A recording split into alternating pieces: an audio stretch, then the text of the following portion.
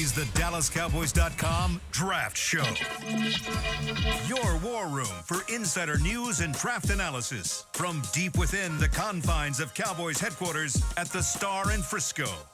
Now, your hosts, Vach Lombardi, Nick Harris, Bobby Belt, Tommy Yarish, and Kyle Yeomans. Today is Tuesday, March 17th, St. Patrick's Day. We are 37 days away from the NFL Draft in Pittsburgh, Pennsylvania. Welcome in, everybody, to the Draft Show presented by Miller Lite, the only beer of the Dallas Cowboys. We've got everyone back in the SWBC podcast studio with Vach Lombardi, Nick Harris, Tommy Yarish, Bobby Belt, Chris Beam in the back. I'm Kyle Yeoman. So glad you're with us. Welcome in, everybody, as we continue to trudge on to the NFL Draft. And even about 40 minutes from where we started this show, some NFL Draft breaking news as there's some first-round picks still flying off the board. Jaylen Waddle on his way to Denver for a first-round pick, a third-round pick, and then a pick swap in the fourth round from the Miami Dolphins. So now the Dolphins with that 11th pick right before the Cowboys. Nick Harris, does that change anything for what they may be selecting there? Yeah, I think possibly thinking wide receiver. Yeah, I think this is great news for the Cowboys. Right now, the Miami Dolphins wide receiver one we're talking about before the show is Jalen Tolbert. And so they are almost certainly going to need to take a Mekhi Lemon, Carnell Tate, Jordan Tyson with that number 11 overall pick. I think this is good news. I think this is an offensive player now that's going ahead of you. Yeah, they ended up at 7-10 last year, right around where the Cowboys were at 7-9-1, and now they've got that 11th pick.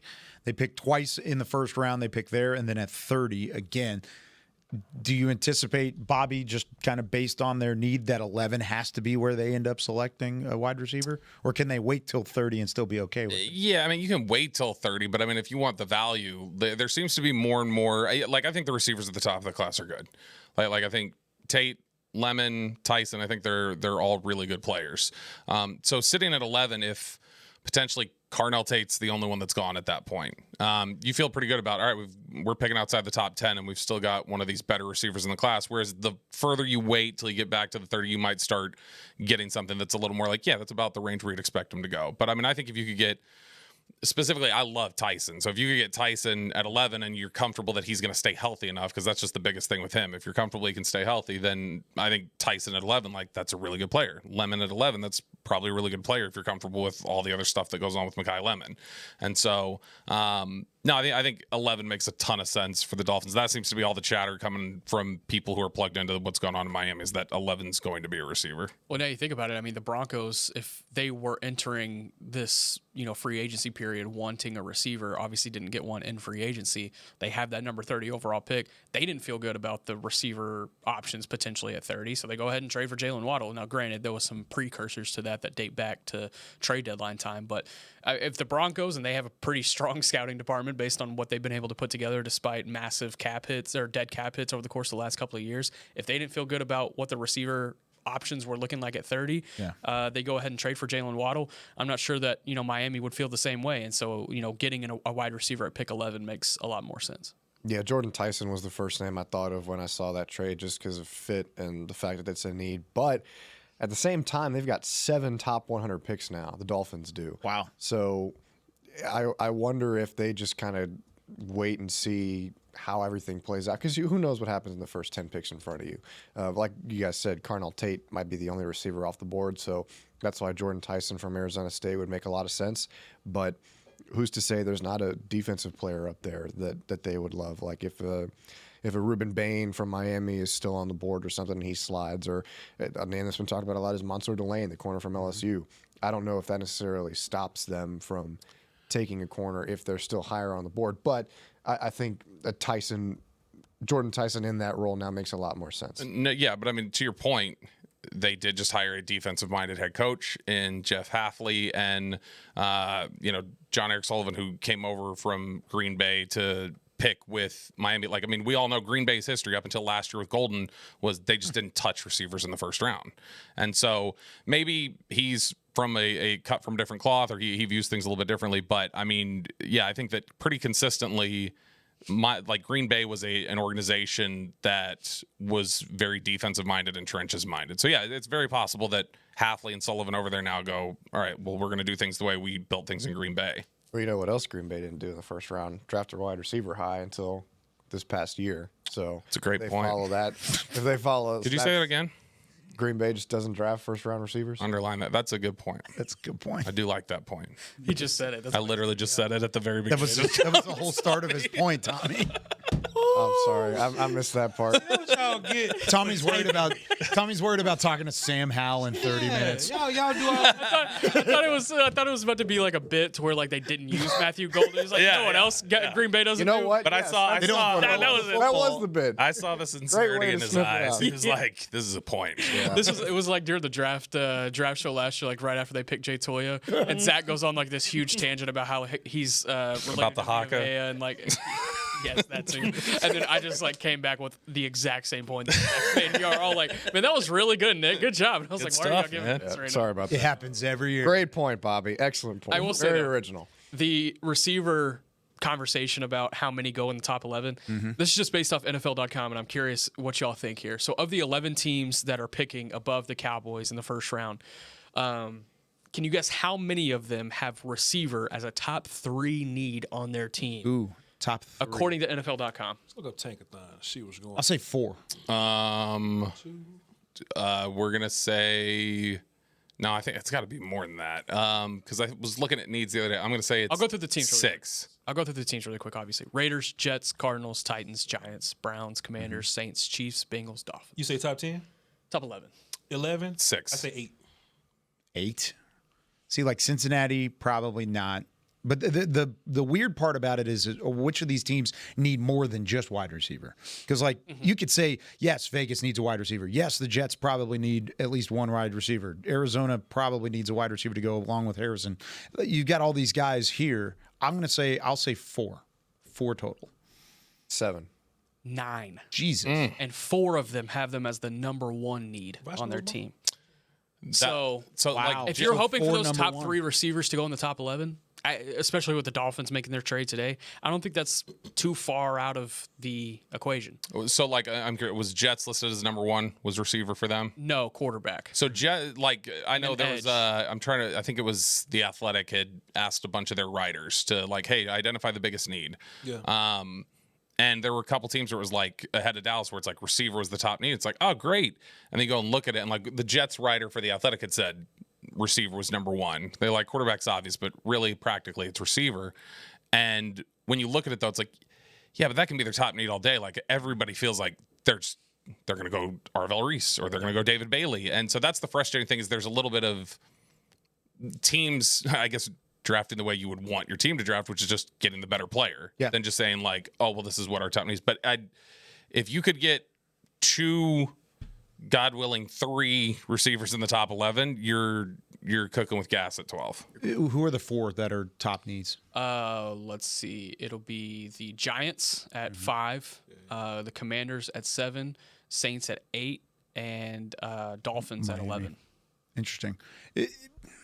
Does that say that it's a knock against the draft class of wide receiver against Tyson and Tate? Because, I mean, I've got a first-round grade on both of those guys. Are they top 10 prospects on my board? No.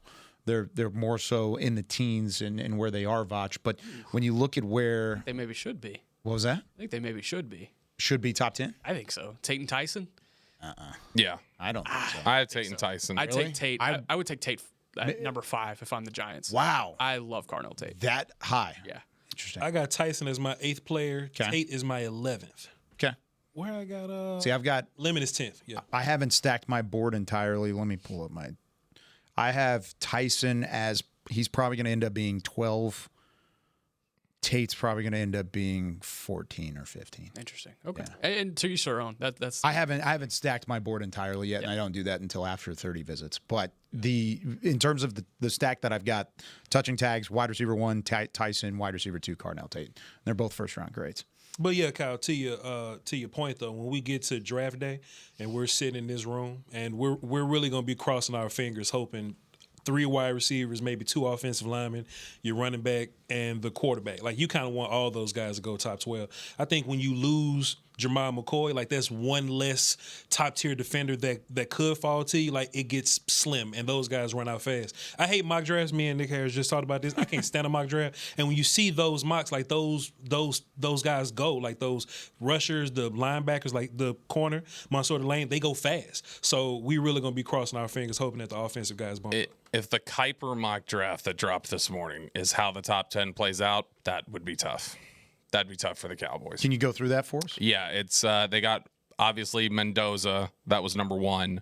But behind Mendoza, you had number 2, David Bailey to the Jets, 3, Arvell Reese to the Cardinals, 4, Jeremiah Love to the Titans, Caleb Downs 5 to the Giants, Monroe Freeling to the Browns at 6, Sonny Styles to the Commanders at 7, Carnell Tate to the Saints at 8, 9, Reuben Bain to the Chiefs, 10, Mansour Delane to the Bengals, and then 11 is Jordan Tyson to the Dolphins, and then he ended up mocking Jermon McCoy at 12. Yeah, I've taken Dylan Thieneman. Dylan Thieneman, welcome to Dallas, buddy.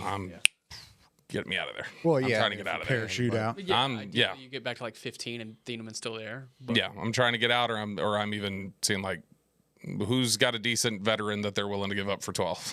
So nobody at the table would go, "Hey, dog, we wiped. F it. Just go offense." Like, none of y'all will do that. Like, nobody. Because even I'll go, "Hey, man, Pickens playing on the tag. There's no guarantee he's going to be here. And the draft situation is like a 5-year deal." If Jordan Tyson is there, I'm thinking about... He's not, though, in this scenario. I feel you in that one. But just offensive player.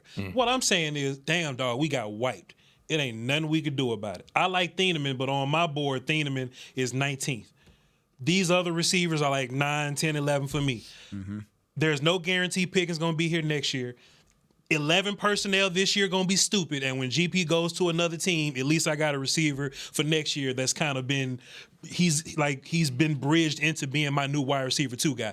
I can fathom that in my mind. Y'all cannot. You can talk me into like Maui Noah. You could talk me into him. That like if he was sitting there and they've gotten absolutely cleaned out and you can't trade out, then I could potentially be talked into going that direction. Yeah. Was he sitting there in that scenario? Yeah. So I'll take Maui Noah, that would be the top player on my board. I'd say, but even like, I've seen mocks where both the offensive linemen gone, right? I'm not opposed to taking a receiver. I'm not opposed to taking a running back. I'm not opposed to taking either one of those offensive linemen. I don't want to be phony like that. I like Thieneman a bunch, but man, I'd be lying on my board just because he had a great combine, and I like the player, but the player's 19th on my board. I feel great about Thieneman at 20, but Thieneman at 12, like I'm jumping over guys. I'm passing up a top 10 player, which is an offensive player, on my board. I think you rather... Go ahead. I was going to say, I think you bring up a great point because Thank you, Kyle. From a fan standpoint, you're welcome. From a fan standpoint, everybody is looking at this and saying, you have to go defense. You have to, no matter what. There's got to be 2 first-rounders on defense. And I tend to agree just because of what is on the defensive side. But if you get to a point where that scenario does come to fruition and you are completely wiped out, history has told us that if that case is there, and there's a higher graded player, even in a position of need or a non-need, and the higher non-need is higher graded higher, then I think you're going to see this team, this franchise, take that player. Yeah. So I don't think offense is off the table entirely, especially when if in this scenario it'd be a Mauanoa out of Miami. Sure. If it ends up being something like that, they would say, let's take the best player available and go. Yeah. If any other scenario where there's a defensive player that's even remotely close between the two, of course, I think it's going to end up being. I'm never taking Chase on over Lamb, no matter what year it is, no matter how bad my defense is. We said that at the point. No matter who the Cowboys traded for, I'm never taking Chase on over Lamb. And look, Chase on's fine, but he's on his 3rd team now or something like that. Yeah. And Lamb is a dude that's going to be here forever. I'd rather look at the big picture. And just like last year, Cowboys needed a receiver. It sure would have been nice if we'd have got that dude that went to Carolina, but we went through the whole draft. We didn't get a receiver. All right, let's just figure out receiver now. Yeah. I would rather take the draft like as anybody's, I'll take whoever. And then just post-draft, then we can just clean it up. Well, let me ask you. You have Tampa Bay on the phone. Yes, sir. Sorry, that's a bad one. Let me go with you have the Jets on the phone. They're picking at 16. I hate trades, but go ahead. They're on the phone at 16. Of course. And they are willing to give you 16. You come up to 12. I don't know what they have in the 3rd round. Let's say you pick up a 3rd round pick and the back and forth there. See, Nick, I'm not phony. Hold on. You would rather take an offensive player there. Let's say a wide receiver 3 stepping into his rookie season over Coming back to 16, Thieneman's probably still there, and you have an extra third-round pick. I'm not phony. I'll trade back and get the extra picks. I just like to assume the phone don't ring. I like to assume that. Didn't the Cowboys last year, y'all, Bobby and Nick or Tommy, didn't last year they wanted to trade back, but the phone didn't ring? So they was like, all right, the phone ain't ring for real. Like we wanted it. So we'll take Booker. It rang. Phone rang. They would just rather take Booker or whatever? Yeah, they were like, it's not worth what people are willing to pay to come up. They were just, I think they were entertaining it, but I mean, they were comfortable to pick Booker. Also, too, I think value matters to me, right? Like, I'm not going to be like, yo, I'm so pressed to trade back.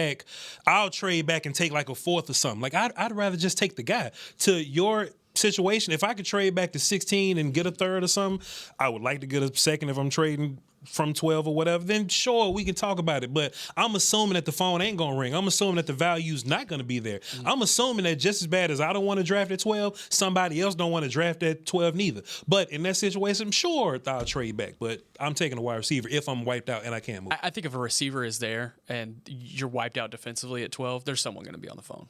Absolutely. We hope so. Yeah. Or 11 personnel going to be stupid this year. And it's going to be a party in this mug.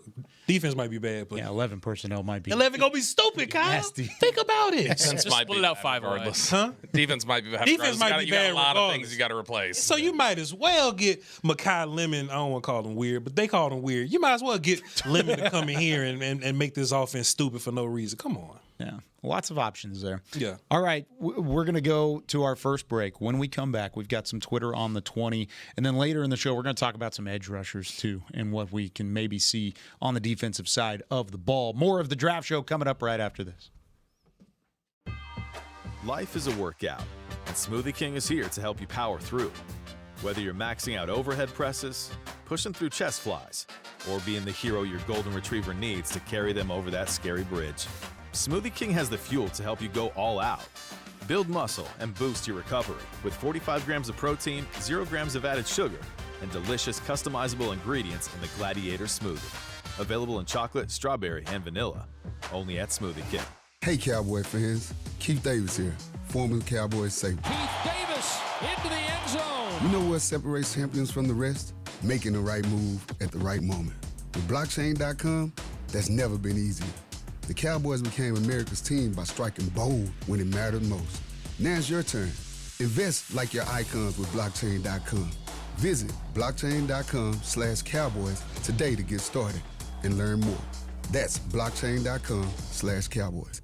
Star Sports Tours is the only official fan travel partner of the Dallas Cowboys, offering exclusive game weekend travel packages with pre-game sideline access and photo ops with current players, cheerleaders, and Cowboy legends. You want to stay at a team hotel, attend the best tailgate party in Texas, tour the Star, and talk X's and O's with me, Everson Walls? With Star Sports Tours, you can. Visit cowboystravel.com to book your travel package today. Need a last-minute dish to bring to your Cowboys watch party? You made it! The game's about to start. Go for the quality, flavor, and convenience of a Hillshire Farm ciabatta deli sandwich. With flavors like Italiano, turkey and bacon, and chicken pesto, these sandwiches will make any crowd go wild. Found in the freezer aisle. Hillshire Farm is calling. This is the DallasCowboys.com Draft Show.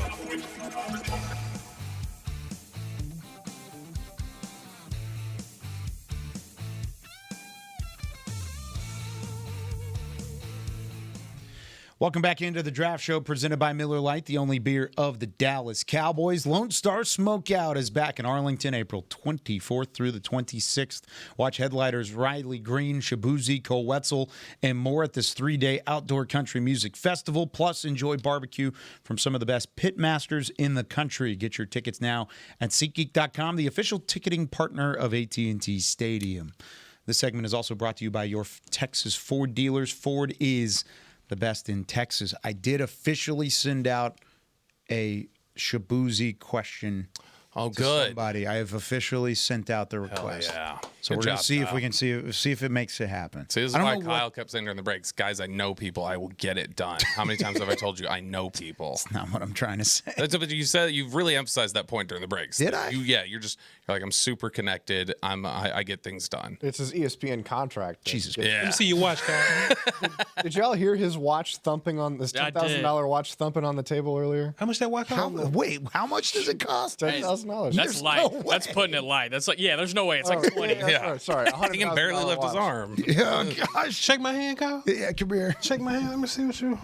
Hey, man, what that is? Paddock Philippe. Nothing. I don't know. Kyle if ain't we gonna be in this mug with one of them. have All right. Kyle hustling back. It's time for some Twitter on the 20. In front of security if he got one of them on. Yeah, you're right. G wants to know. I get it. G. What's up, G? G said, with the free agency moves at corner and safety so far, are those positions completely off the table in round one unless there's a guy named Downs or Thieneman or Delane available? Nah, man, I think everybody available, man. I think you can draft whatever you want to draft. Gary ain't stop you from drafting edge. Tito's not stop you from drafting tackle. You can get all the corners and safeties you want and receivers, in my personal opinion. For the Cowboys or for us? Your opinion. If it was for me, Thieneman would be out now. Out? Completely? Yeah. I understand. Not enough, like, given what I think will probably be close to Thieneman, it's like, I got people to do that now. It overlaps with what Jalen Thompson's already doing. Thompson's doing enough to where it's like, I still need players to do other things for me, whereas Downs is just too good for me to say that's enough. I go, well, okay, I got to get Downs. Well, let me ask you this then. Dylan Thieneman could be a nickel at the next level. Yeah. Could play strong, could play free well. That gives you competition for a guy like Malik Hooker, and it also gives you competition in the nickel. I don't see how Jalen Thompson necessarily overlaps with that aspect of it. Because I think Thompson definitely is strong free nickel. Right. I think that's how they plan to use him. And so for me, I think that, he would push. It's more about he would push creating competition Hooker. for Hooker. He would push Hooker, which fine, but it's like Hooker can get by for what I'm trying to do for the next few years. If I've got Thieneman there at 20, I would imagine I'm going to have a similarly graded edge. I'll have a similarly graded linebacker. Like, somebody will be kind of close to him, even if he might be a little bit better, to where it's like, okay, yeah, but the drop off from Hooker to Thieneman or the changeover from Hooker to Thieneman is not the same as I need a linebacker. Like, I need another edge. Yeah. So it's just about priority stacking for me at that point. Downs is enough for me to overlook it and go, okay, I want Downs. And then at corner, no, I think they absolutely could still draft another corner. Yeah. I would take all three of those guys at 12, Thieneman included. He's 13 for me on my board, so I'm sure you've got safeties now. I think you can figure it out. We talk about three spots, right? Nickel, free, strong. You got three safeties, Thompson, Hooker, and Thieneman in that situation. I think you can figure it out for everybody. You can move them around, mix some things up. I mean, I do think they have plans for PJ Locke within the defense. He couldn't play nickel, but they do have plans for him within the safety roles. Yeah. Cool. That'd be great, too. Are we forgetting at least the recent history of Dallas not wanting to necessarily take a safety? Or are we just assuming that's completely upended with Christian Parker and what he wants to do? Yeah, I think given what you've seen Christian Parker and the systems that he comes from, it tells you they're going to value it differently. They're going to let him kind of outline some things for them and say, I want this, I don't want this. He clearly has. I mean, I think in the past, Kobe Durant may have been too small for them, and he wasn't now.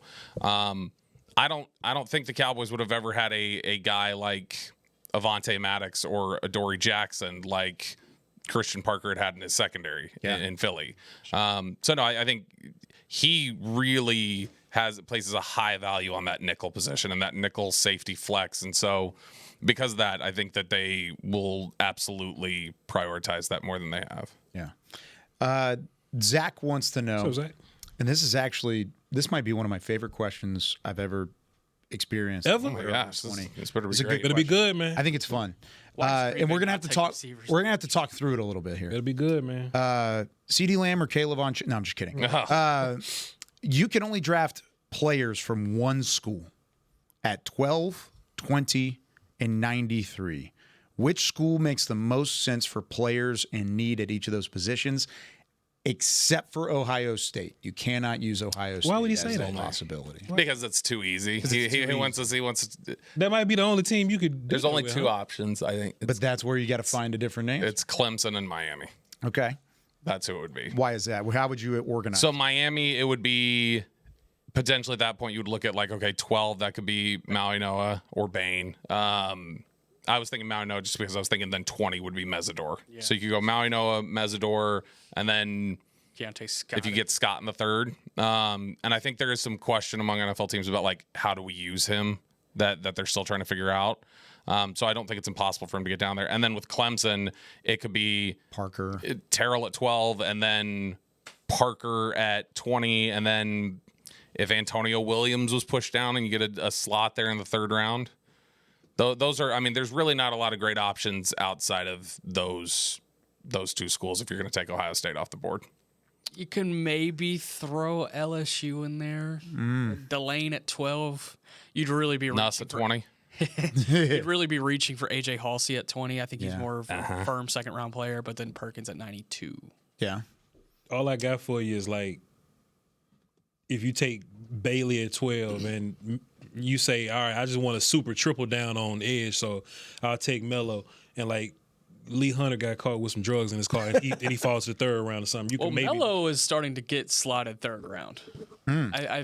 There's some things I think popping up with Romeo. I would go Clemson. Team suck at drafting if that's the case, but just take the two edges and the linebacker, Rodriguez, and I guess you could figure it out, I guess. That was going to be my thing, but I would go with the Miami equation that you threw out. Bain, Mesidor, and then I love Keontae Scott. If you got him top 5 player for you, right? Not quite. I do love Keontae Scott, though. If you got him in the third round, I think you're celebrating pretty hard. I was trying to find a way to make Georgia work with C.J. Allen and then like Dalen Everett later, but I can't find like a second first-round pick. I mean, you could say, if we're talking about Maui Noah, you could say like, all right, well, let's do Monroe Freeling. Yeah, that's probably be the third name there. I'm kind of leaning toward the Miami / Clemson. Clemson's probably my favorite one there. Look, if they took a tackle at 12, offensive tackle, I wouldn't hate it. Yeah, I wouldn't either. I wouldn't hate it. That's the only one I think offensively you could talk me into if the phone is ringing. If the phone is ringing and you have an opportunity to get out of there, if you're wiped, I say you do it. You could talk me into tackle, though. You could talk me into Freeling or Maui Noah. Does anybody like Halsey at 20? If you go like Delane, Halsey, and it's a great question. That's a great point. That is a great question. It's another great point. Yeah. Because I like Perkins a lot. Yeah. A bunch. Yeah. These are good. These are good points to make. Come on, dog. Who said that? Nick. 2 minutes ago, Nick. I wasn't paying attention. Welcome to the club, Bob. I wasn't paying attention. Welcome to the club. You're vindicated, Tommy. You said that? You just said Yeah. You just said that. I did. I was listening to you. He literally not. said it in that order: Halsey and then Perkins. Man, y'all just trying to make content, man. I'm being 100% serious. Halsey is a bit of a reach for me at 20. That's what I mentioned. And then he said, but then you could get Perkins in third. But I didn't say that, so I mean, in my mind, Yeah. cool. Well, don't worry about me. I didn't say that. Don't worry about me. Here's some Harold Perkins tape. Let's just stick to this for the rest of the show. There you go. Can you tell me a little bit about Perkins while he's up here? Yeah, a little bit of a tweener, and I think that's probably where you're going to get some of the more draft indecision because he's like 6'1.5", 220. But he's played off ball, he's played off the edge, he's played the nickel, he's played safety. He can play anywhere on this defense, and I think it makes sense why the Cowboys have interest here, and they have verified interest by the sense that they are they've met with him at the Combine, and that they're going to have a dinner with him the night before his pro day next week. I believe that dinner will be Sunday night, but it makes sense because he is this versatile chess piece. He's an athletic freak. For me, I just mentioned this to Vach this morning. It was kind of like how we felt about DeMarvion Overshown going into that draft. Is like it felt like a no-brainer. Like, oh yeah, the Cowboys are going to pick that one. Felt like all of our 7-round mocks had DeMarvion Overshown in the third round. Yep. That's how I'm starting to feel about Harold Perkins and the Cowboys right Interesting. now. But we'll see as time goes on. Kind of along the same lines, Coach Burton is our next question. So, Coach wants to know, is Dallas avoiding a free agency linebacker because they have one penciled in at 12 or 20? And I feel like there's different layers to that question. One, because I don't think they're avoiding a free agent linebacker. No, I think wish when it would be that easy. I think when they entered free agency, I think that was a top target of Green Dot. Yeah. And it hasn't worked out yet. I mean, I think that one of the difficulties you're going to run into, and it can be a blessing as well once you start the regular season because it's a clear vision and everything else. But I think that this is a defensive coaching staff that's going to have a lot of particulars in mind about how they want to have somebody fit. And I think that they had a few guys that they thought fit, and then when they went and pursued them, they were outbid or it came up a little short. So no, I still think they are actively in the market for. I think right now the very top priority for them to get a veteran at a position right now is they're trying to look for a linebacker. Yeah. Yeah, I think you hit the nail on the head. It's just a question of, we've talked about so many scenarios in this draft class where they get a linebacker, whether it's C.J. Allen from Georgia at 20 or Vach's favorite trading up to number 6 with Cleveland, picking up a second-round pick and getting Sonny Styles. Hey, man, I'm just trying to lay everything out on the table. But I think what we learned from last year is that, and we've talked about it on this show, so Nick doesn't come after me for repeating the same thing again, that, they went into last year wanting the receiver from Arizona at 12 because they needed wide receiver. Take him out of the draft with no wide receiver.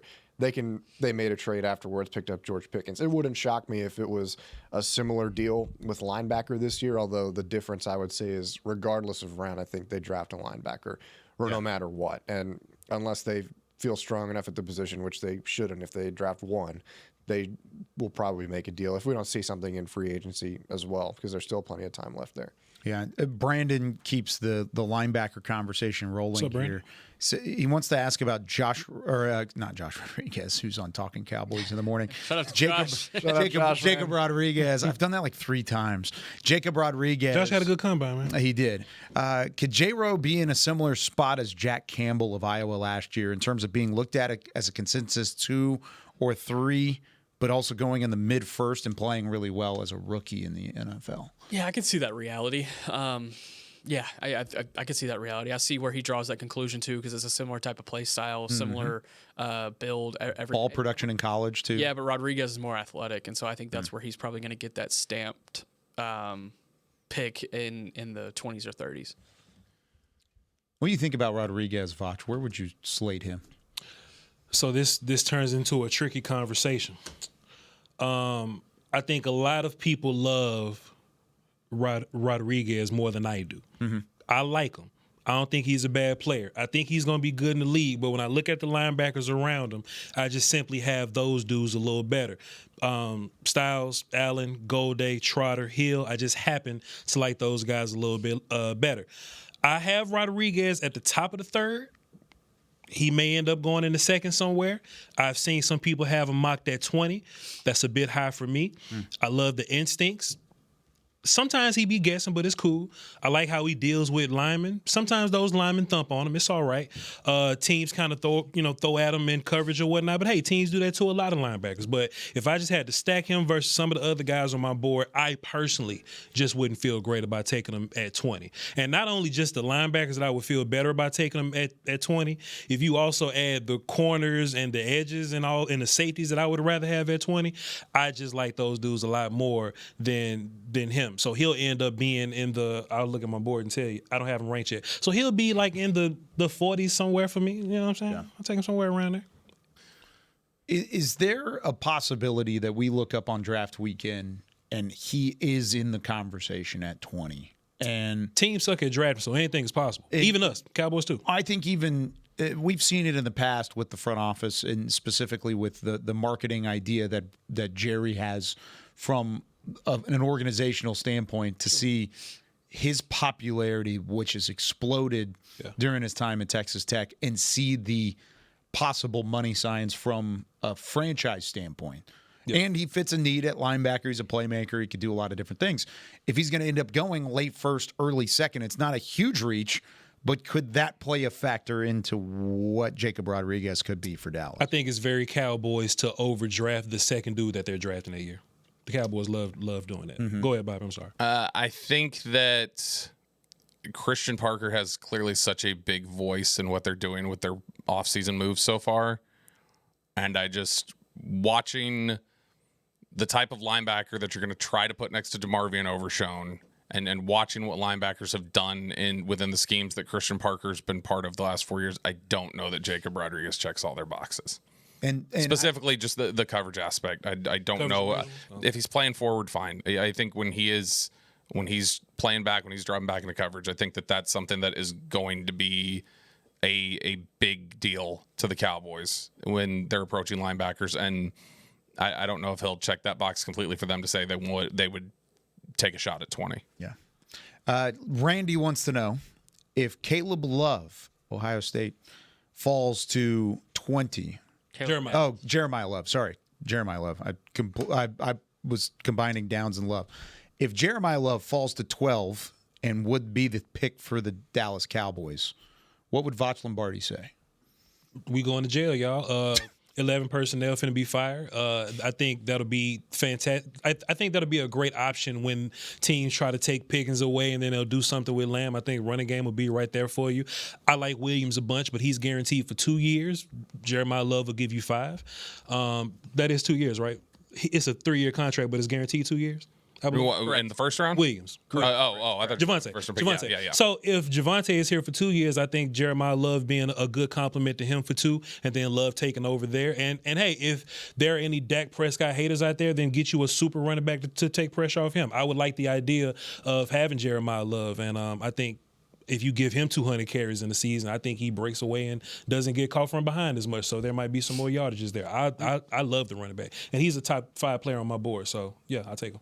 There you go. 11 personnel is going to be really great for the Cowboys. It's also going to be really great for the opposing team because they're just going to be able to continue to do things to Dallas's defense. I think the Cowboys have raised their floor defensively with what they've done in free agency, but I don't know if they've gotten to a stage where I can completely say with confidence, like, man, this group is going to make a massive improvement here in 2026. I will say, the running back will improve your offense much more than whatever player you would draft at 12 at that point would improve your defense.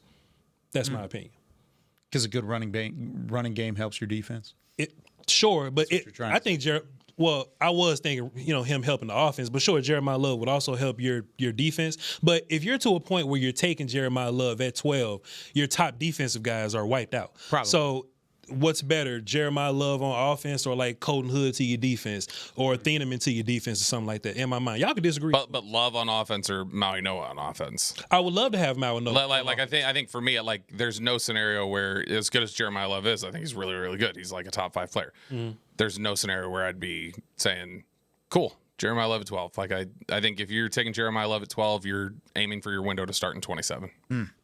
That might be the case. Somebody will be on that phone too, and you could tax the hell out of him. Yeah. But I think Jeremiah Love is going to the Titans at 4. Yeah, I think he's probably not going to make it out of that top 5. Yeah. All right. Thanks for all the questions. Appreciate you guys as always. When we come back, we're going to talk edge rushers, superlatives in the draft. We're going to talk about who stands out among our tape and give a bunch of scouting reports with more of the draft show right after this. Star Sports Tours is the only official fan travel partner of the Dallas Cowboys, offering exclusive game weekend travel packages with pregame sideline access and photo ops with current players, cheerleaders, and Cowboy legends. You want to stay at a team hotel, attend the best tailgate party in Texas, tour the Star, and talk X's and O's with me, Everson Walls? With Star Sports Tours, you can. Visit cowboystravel.com to book your travel package today. Cowboys fans, when it comes to navigating the ever-changing world of tax, your business needs a partner it can trust to tackle even your biggest tax challenges. Ryan is the largest firm in the world dedicated exclusively to business taxes. Our team of tax professionals has local expertise in all areas of tax and can help you uncover savings opportunities you didn't know you had. Learn more about how Ryan can improve your overall corporate tax performance by visiting Ryan.com. Ryan, the official tax partner of the Dallas Cowboys. He's at the 20, the 10, the 5. Touchdown, Cowboys. What's better than game day? How about the convenience, flavor, and protein of an all-new Hillshire Farm ciabatta deli sandwich? With flavors like Italiano, turkey and bacon, and chicken pesto, these sandwiches help make any Cowboys watch party a victory. Cowboys win. Found in the freezer aisle. Hillshire Farm is calling. Hey, Cowboy fans. Keith Davis here, former Cowboys safety. Keith Davis into the end zone. You know what separates champions from the rest? Making the right move at the right moment. With blockchain.com, that's never been easier. The Cowboys became America's team by striking bold when it mattered most. Now it's your turn. Invest like your icons with blockchain.com. Visit blockchain.com/cowboys today to get started and learn more. That's blockchain.com/cowboys. This is the DallasCowboys.com Draft Show.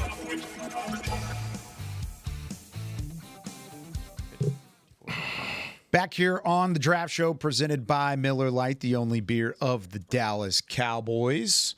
Cowboys Nation, Dallas Cowboys United, presented by Globe Life, is exclusively in the Dallas Cowboys app. Join the official fan club today and receive access to Cowboys Drops, where you can win game tickets, autographed items, exclusive experiences, and more. Download the app now to join. Back with Voch Lombardi, Nick Harris, Tommy Yarish, Bobby Belt, Chris Beam in the back, and Kyle Yeomans. Time now to get into some edge rusher conversation, talking about some of the superlatives in this NFL draft class. We've done this with a couple of positions so far. I want to kind of go position by position as we continue to lead up into the NFL draft. We won't do it every episode, but mostly when there's not any new news to talk about. Edge rusher, most technically skilled in the draft class. Nick, I'll let you start. When you have short arms and you are still a dominant top 15 worthy edge, you are the most technically skilled. So I'm going to go Ruben Bain. He has so many different moves, and so many different moves that he can get away with that others can't because of his arm length.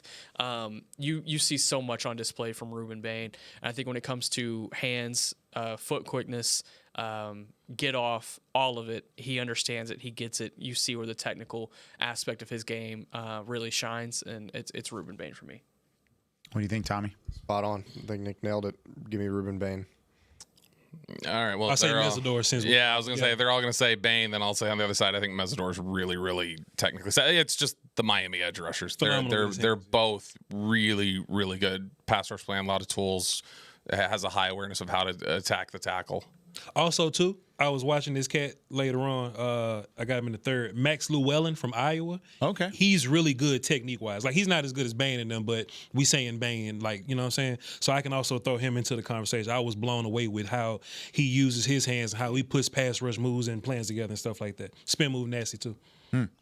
Okay. Going from there into most athletic edge rusher in the draft. Oh, we got some Llewellyn tape. Tell me a little bit about him while it's up there for a little bit. Just gave it to you. He's a little bit more. Oh, okay, cool. I want you to dive in deeper. I don't think he's as good versus the run though. I think that's kind of his problem or whatnot. I think he's a good stacking and shedding guy. Iowa stands him up and they play him hand down. I think hand down he's better because he gets to extend and shed and tackle. But as a standing linebacker, I think he gets a little lost. But just as a rusher, hands, backup plan, counter, third plan, really good. Clutch, whenever Iowa needs a big play and they need a bunch of big plays, like he's running guys down, big motor, stuff like that. I like Llewellyn a lot. I got him in the third. Some people have him lower. I like him a little more than others, but he's nice. There you go. All right. Back to it. Most athletic. Arvell Reese, Ohio State. Yeah, so there's two different ways to look at this because there's the athleticism in terms of like it's the same thing that came up with Tony Pollard. When Tony Pollard would run a 4.5, but on the field he was not a 4.5 player, like in pads and different things like that. So Arvell Reese would stand out to me as being a really top-tier explosive athlete, but I don't know that it's going to show up on the test. The guy who, to me, looks like an explosive athlete and tests like an explosive athlete is Malachi Lawrence. That's the one that I would say is the top of the list of most athletic. I was going to say there's a guy who qualifies for the next three that you have right here. Most athletic, biggest upside, biggest value, and it's Malachi Lawrence out of Central Florida. Mm-hmm. He qualifies for all three of these. At the combine, 4.52, 40-inch vertical jump, 10.10 in the broad, and that's at 6'4", 253. I don't understand why Malachi Lawrence is not being talked about as a early second round, late first round guy. Wow. I am that high on Malachi Lawrence. I got you. And it's a lot of people have 4s and 5s on Malachi Lawrence. And so if that ends up staying the same and he's still there for you at 92 and you haven't taken an edge, you have taken an edge. You go take Malachi Lawrence. I'm a huge fan. What does he do well that stands out? Burst and whoop ass. Yeah, power. The power is insane here. I think he's going to be a day one guy that'll slide in and give you 5 sacks. I think he has that type of potential. Could eventually even turn into your alpha pass rusher. Interesting stuff. What do you think about most athletic there, Voch? Man, it depends on where y'all have him. Harold Perkins, man. Some people may have him as a linebacker. I have him as an outside linebacker, edge type dude or whatever. I love him rushing the passer, bursty as hell. Nick had a great rundown on him earlier there, and you know some media outlets kind of bumping him down the board a little bit. But just me watching his film from this year, if you consider him being hurt or the ACL stuff or whatever, he's recovered from that just fine. He's bursty, runs all over the place, and he's versatile. He can line up off the ball. He can line up on the line of scrimmage and rush, or he can line up at safety and cover, whatever you want to do. I like him a lot, but I have him as an edge, as an outside linebacker type edge guy. All right. What about most upside, Tommy? I'll steal Vach's answer there. I think Harold Perkins. And I think the reason why is you guys nailed the player and what he does really well. But I think what surprised me the most about his collegiate career was how good he was his freshman year. LSU figured out how to take advantage of his skill set. And then they just went ahead and changed everything. They moved him around to a place where I didn't feel like he was very advantageous. He was doing more off-the-ball things where he wasn't getting after the quarterback. I think this guy's at his best when he pins his ears back, gets after the quarterback. He did really well as a quarterback spy, too. Doesn't let guys get outside, even some of the more mobile guys that he had to face in the SEC. So that kind of similar outside linebacker role like Vach was doing, I think he can be a really good player. It reminds me a little bit of the Jaylen Walker conversation that we had last year out of Georgia. I'm not necessarily comparing the players there, but if you can find a fit for him in your defense and he fits that role of getting after the quarterback, making sure he doesn't escape the pocket on you, I think this guy can be a really good player for 5, 7, 10 years. I think he would have been a better running back if he had entered college as a running back. He's got that kind of build. I think he's going to be a hell of a defender, and I hope he gets placed in the right system to where he can let that versatility shine, not necessarily be a negative, because I think versatility could be a pro or a con. I hope he enters a system that can allow it to be a pro. But I mean, his build, his athleticism, all of it, it screams running back. I don't know. That's just a thought popping out of my mind. Give him the football, let him run a little bit. When I think upside, like I'm thinking like who has the largest like space between where they are now and what they could potentially be if they click. Sure. And he's near the top of the draft, but it's Arvell Reese. Like Arvell Reese is not like totally there as a full-time edge rusher yet. I know he didn't have a lot of the production that people wanted in the second half of the season, but to me that's a guy who all the tools are there for him to be a dominant edge rusher. So I'll say in terms of that gap and that chasm that's created of where they are now and where they could be, it's Arvell Reese. We're still in most athletic, right? Upside. Biggest upside. You can talk about athletic. I was going to throw in David Bailey on most athletic too, because I don't think we brought him up. Oh, that's good. Yeah, just want to throw that in there. Yeah. Well, what about your biggest upside across the board? Malachi Lawrence. I put him all three of them. All three of them. So you said athletic upside value. Yeah, Malachi Lawrence, absolutely. Wow. What about biggest value for you, Bobby? Oh man, I think if you're talking about like a guy who's ready to like contribute now and will be, to me, is just like that guy's going to be good. I can trust it. There's nothing that I have to worry about there. Like I think you can feel pretty comfortable with Akeem Mesidor, like compared to anybody else. Like there's questions about all these guys. Reese has to reach a certain level. Bailey still has to tap into something. Bain, there's questions about him. Keldrick Falk, there's questions about him. Obviously, there's a ton of questions about people who go in the second round. There's not a lot of questions about Mesidor. It's just like he's got a ceiling on him because I think of just his age and probably athletically where he taps out. But to me, he is such a comfortable pick to me at 20, as long as you're comfortable with the age stuff.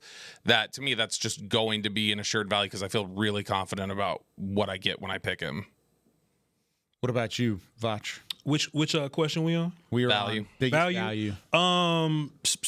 Another one where it depends on where you have him. Jaysean Barham from Michigan, who's I have him at linebacker, but some people are going to have him at I think you used him as your answer in the linebacker segment. Yeah. But that's kind of why, because he played a bunch of edge this year, played mostly linebacker his whole life, but this year they just say, hey, go play edge. And he got like 4 sacks and a ton of pressures by just being more athletic to somebody, by just running past somebody. Like he didn't really know how to pass rush just yet. Now, once he learns how to put moves together and win late and having counters and plans and all this kind of stuff, I think he could be even better as a rusher. But just as of right now, he's just winning by just running past people. Josh Joseph, from Tennessee. He's another guy like that. That's your guy. Josh Joseph just went running past people, right, Nick? And when he learns some hand technique and some fighting, he'll be much better, right, Nick? He's gonna be good. I'm sorry, Nick. No, you're good. You're good. You're good. Tell me a little bit about Joshua Josephs. Big, athletic. I think Vach hit it on the head as far as I think if he gets the pass rush plan down and he gets in with a pass rush specialist, I think he's going to be a dude because you see the power, you see the quickness in the off ball. There's one of those here, right? Yeah, absolutely. There's two of them here, really. Yeah, true. And he's what, 6'3", 240 and change. He's one of the smaller edge rushers, I guess, that Dallas would consider. He doesn't come off as one of the smaller guys though. Yeah, plays bigger than that. Yeah. Interesting. Biggest risk of the edge rusher class across the board, Tommy? There's a lot of them. There are. Yeah. Keldrick Folk, Auburn. Yeah. I think you know what you're getting from him as a run guy, but everybody talks about his pass rush ceiling. You know, what is it? Are we sure that he can reach that? Are we sure that he can take the next steps in that game? You know, we talk about Will McClay at the combine with you guys. Bobby was talking about how, you know, traits are some of the things that GMs Traits get guys in trouble. Yeah, and I think Keldrick Folk might be the shining example of that when it comes to teams looking at his ability to rush the passer. I think that guy right there, Kieran Crawford, 24 for Auburn, is a really good pass rusher. But I would say Folk maybe with the biggest risk. Again, I think he's a really good run defender, but can he take the next step as a pass rusher is my big question. I think there's a bigger risk than Falk in the first round. Ooh. I think so too.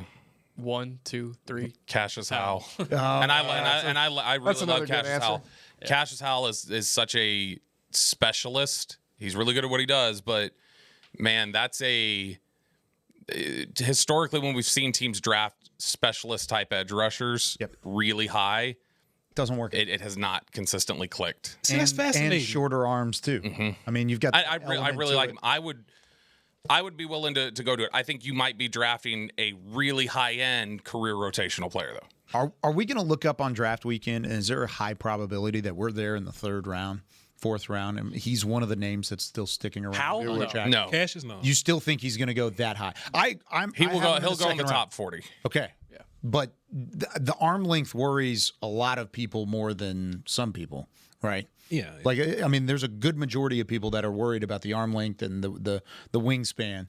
But is it enough for him to fall off the board entirely? I think Cash is fine, and he's going to be fine.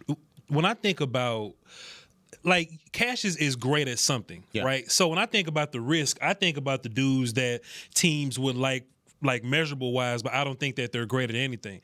Like, LT Overton's not a first round name or anything like that, but there are some people that have him ranked like in the 40s and 50s, and I'm like, hey, bro, I don't know what he does well.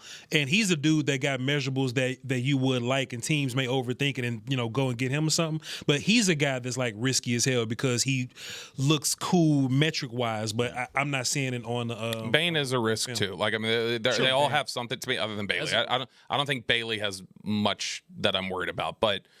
That you're talking about a very unique measurable that has not been seen in the NFL, and those are always dicey when you bank on those. Mesidor's age and injury history, that's a risk as well. Yep. Yeah, you're right. All right, we got to get out of here. Got a super important conference call that's going to redefine the entire history of the Cowboys. You got to talk to the quarterback, man. Yeah, talk to the quarterback when we come back. We'll be back on Thursday, 11 a.m. Central Time with more of the draft show. We'll officially be 5 weeks out from the NFL draft. For Vach Lombardi, Nick Harris, Tommy Yarish, Bobby Belt, Chris Beam in the backup, Kyle Yeoman saying so long. See you on Thursday. This has been a production of DallasCowboys.com and the Dallas Cowboys Football Club. How about this, Cowboys? Yeah!